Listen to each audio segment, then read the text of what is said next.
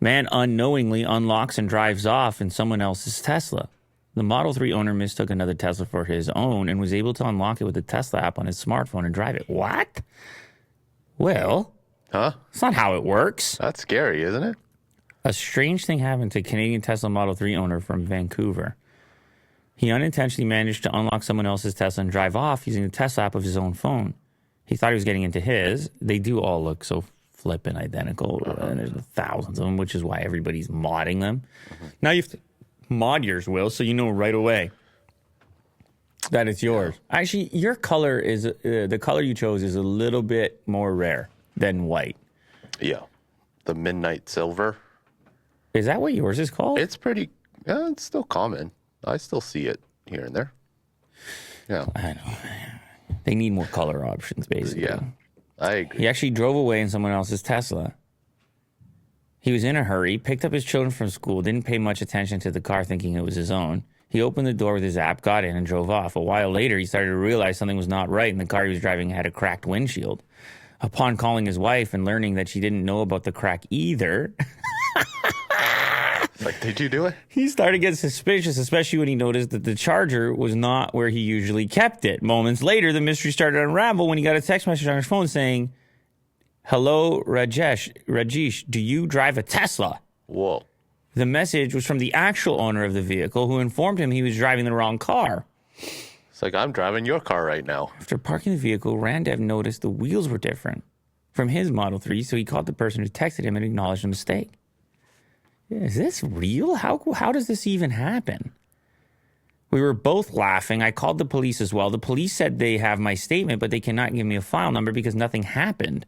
But if something does happen, to let them know and they will investigate.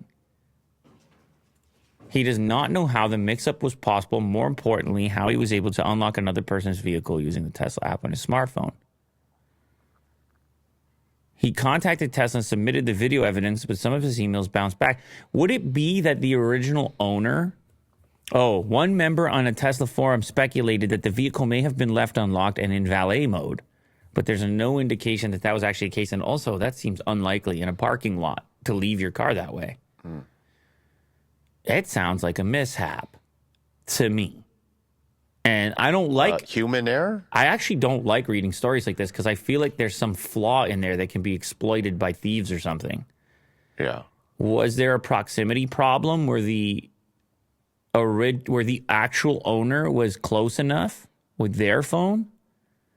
And then once the car was moving, like what happens, Will, if you unlock, pull away in your car, but leave your phone like where you were leaving from? At what point does it shut down? I've never done this experiment.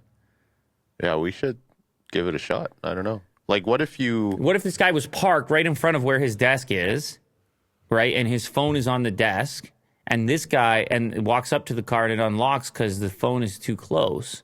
How does that whole proximity sequence work? Yeah, in terms of starting the car too, like the phone would have to be in the car to start it. But what if you drive away without the phone? Like, does it automatically check that the phone is near you? You know what? There's a lot of there's a lot of questions here. We could probably get to the bottom of it. We have two Teslas, and I could try, but ours are different models, though. I wonder if it was key here that it was the exact same spec. Anyway, this is not good. Nobody likes this. I mean, I believe them that it happened. Why would you? It's kind of funny in this case, but there's people out there that are paying a lot more attention than us and trying to figure out what the exploit actually was. Yeah, we'll keep updated on that. Sounds good.